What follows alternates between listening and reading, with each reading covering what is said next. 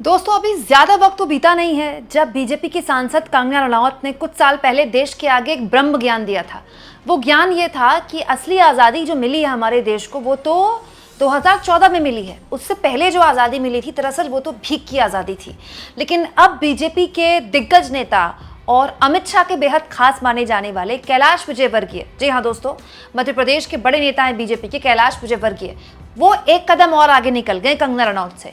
क्योंकि वो ये कह रहे हैं कि 15 अगस्त 1947 में जो हमें आज़ादी मिली थी दरअसल वो आज़ादी पूरी आज़ादी नहीं थी, वो आज़ादी तो चीड़ फाड़ करके मिली थी और हमें तो पूरी आज़ादी चाहिए। दोस्तों, वैसे तो बीजेपी के नेताओं ने देशभक्ति का ठेका लिया हुआ है, आप जानते हैं। पूरे देश के लोगों को कौन देशभक्त कौन विरोधी, किसको भारत में रहना है किसको पाकिस्तान जाना है, वो सारे सर्टिफिकेट बीजेपी के नेता ही बांटते हैं। लेकिन अमित शाह के बेहद खास कैलाश विजयवर्गीय थोड़ा आगे निकल गए और ये बताने लगे कि हम और आप जहां 15 अगस्त के जश्न में अपने पूरे परिवार वालों के साथ लगे हुए हैं, आप मना तो लीजिएगा जश्न, लेकिन ये आज़ादी मज़े वाली आज़ादी, मज़ा नहीं आया इस आज़ादी में, क्योंकि ये तो आज़ादी चीड़ फाड़ करके मिली है। सुनिए कैलाश विजयवर्गीय ने क्या बोला। नीति के कारण भारत माता के दो टुकड़े हुए थे। जिस आजादी के लिए भगत सिंह ने फांसी के फंदे को तैला था, वो आजादी हमको 15 अगस्त को नहीं मिली।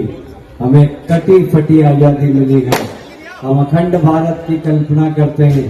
कभी एक दिन ऐसा आएगा कि हम इस्लामाबाद पे जाकर झंडा फहराएंगे। अब दोस्तों 1% अगर ये बात किसी और की जुबान से निकली होती, या फिर किसी समाजवादी पार्टी के नेता, या फिर कांग्रेस पार्टी के किसी नेता, या फिर आरजेडी के किसी नेता, या विपक्ष के किसी भी नेता ने बात बोली होती, तो अब तक गोदी मीडिया ने उसका चीड़-फाड़ कर दिया होता और उसकी पार्टी को मजबूर कर दिया होता कि या तो वो माफी मांगता नेता या फिर उसको पार्टी से बाहर निकालना पड़ता।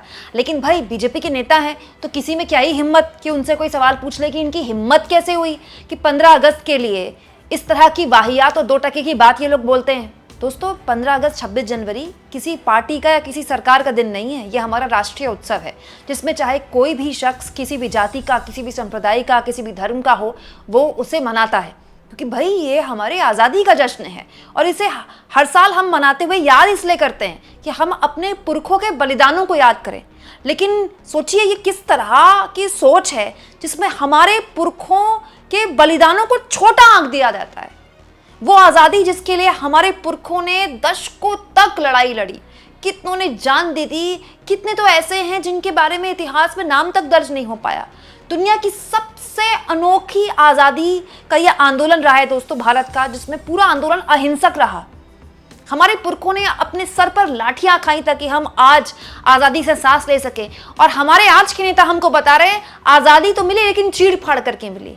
दोस्तों, ये जो सोच है दरअसल बीजेपी की, ये वही सोच है जिसमें 15 अगस्त की पूर्व संध्या को इसलिए याद नहीं किया जाता कि आज के दिन हमारे देश के प्रथम प्रधानमंत्री पंडित जवाहरलाल नेहरू ने एक बहुत ही शानदार भाषण दिया था और एक आने वाले भारत को, आधुनिक भारत की एक नींव रखी थी, बल्कि इसलिए याद करते हैं कि ये वो रात थी जब देश को 2 हिस्सों में बांटा गया। दोस्तों, आज तक भारत के आज़ाद भारत के इतिहास में कभी नहीं हुआ। पूर्व में अटल बिहारी वाजपेयी की भी सरकार रही, लेकिन ऐसा कभी नहीं हुआ कि 15 अगस्त की एक रात पहले सेलिब्रेट किया गया हो दोस्तों विभाजन विभीषिका स्मृति दिवस। और इस तरह की वीडियोस इस बार बीजेपी ने बना के सेंड किए हैं सोशल मीडिया में और तमाम जगह पोस्ट किए। मतलब बीजेपी इस बात को सेलिब्रेट नहीं करना चाहती है कि 15 अगस्त सन 47 से लेकर 2025 तक भारत की पूरी जर्नी कैसी रही। लेकिन दोस्तों, बीजेपी इस बात को याद दिलाना चाहती है कि मत भूलना देश के लोगों कि इस देश के लोगों ने विभाजन झेला। हाँ दोस्तों, ये बिल्कुल सच बात है कि हमने विभाजन झेला और हमारे एक बहुत बड़ी आबादी ने झेला, चाहे वो हिंदू हो, चाहे मुसलमान हो, चाहे वो सिख हो। लेकिन मुझे एक बात बताइए, एक बहुत सिंपल सी बात मैं आपसे पूछती हूँ, जख्मों को कौन याद रखता है? जो हमारे बुरे एक्सपीरियंसेस हैं हम उनको एक अनुभव की तरह याद रखते हैं कि हम ऐसा दोबारा कभी ना करें कि हमारे समाज को वो सब भुगतना पड़े। लेकिन क्या हम अपने उन पुराने जख्मों पर हर साल नमक डालें कि याद रखना इतने लोगों को विस्थापित होना पड़ा, याद रखना इतने लोगों की जान ले ली गई, याद रखना इतने लोगों के साथ अत्याचार हुआ? क्या होगा उससे? मैं जानना चाहती हूँ इसके पीछे की सोच क्या है। कोई भी ट्रॉमा किसी भी इंसान के साथ होता है, कोई भी बुरी चीज़ वो उसको फील करता है तो वो उससे आगे बढ़ना चाहता है। मैं ये नहीं कह रही हूँ कि उसको भुला दे, उसके लेसन को याद रखे, उससे अपनी समझ को और विकसित करे, लेकिन उसे उसको भुलाना होगा ताकि वो आगे बढ़ सके, नई अच्छी यादें बना सके। लेकिन ये किस तरह का समाज बीजेपी बनाना चाहती है, जहाँ पर वो आज़ादी के आंदोलन को छोटा करके 15 अगस्त को चीड़ फाड़ वाली आज़ादी बताती है और देश को याद दिलाती है कि वो 14 अगस्त की रात सेलिब्रेट ना करे 15 अगस्त को, वो याद रखे कि विभाजन विभीषिका दिवस है, विभाजन विभीषिका दिवस। दोस्तों, पंजाब में या दिल्ली में ऐसे बहुत से लोग हैं जिनके परिवारों ने विभाजन झेला है। आप उनसे पूछिए कि विभाजन की कौन कौन सी स्मृतियाँ उनके बचपन की उनको अभी भी याद है, उनकी आंखों में आंसू आ जाएंगे। तो उनसे अगर आप कहेंगे तो क्या आप हर साल उसको सेलिब्रेट करना चाहते हैं, वो कभी हाँ नहीं बोलेंगे, क्योंकि उन्होंने अपने घरों को छोड़कर एक नई शहर में अपने आप को बसाया है। वो कोई आसान काम नहीं होगा, किसी के लिए भी नहीं होगा। जो यहाँ से वहाँ गए उनके लिए भी नहीं होगा, जो वहाँ से यहाँ गए उनके लिए भी नहीं होगा। लेकिन हम क्या करें, उन तमाम यादों को फिर से जिएं हर साल, या फिर उन यादों को एक समाज के तौर पर इसलिए याद रखें कि एक हमने जो बंटवारा उस वक्त देखा हिंदू मुस्लिम के नाम पर, संप्रदाय के नाम पर, दो देशों का एक 2 नेशन थ्योरी जो जिन्ना जैसे लोगों ने हम पर थोपी है, किसी भी हाल में हमारे साथ दोबारा ना हो, किसी भी हाल में हमारे देश में वैसा बंटवारा ना हो, किसी भी हाल में हमारी आने वाली नस्लों को वो वक्त ना देखना पड़े।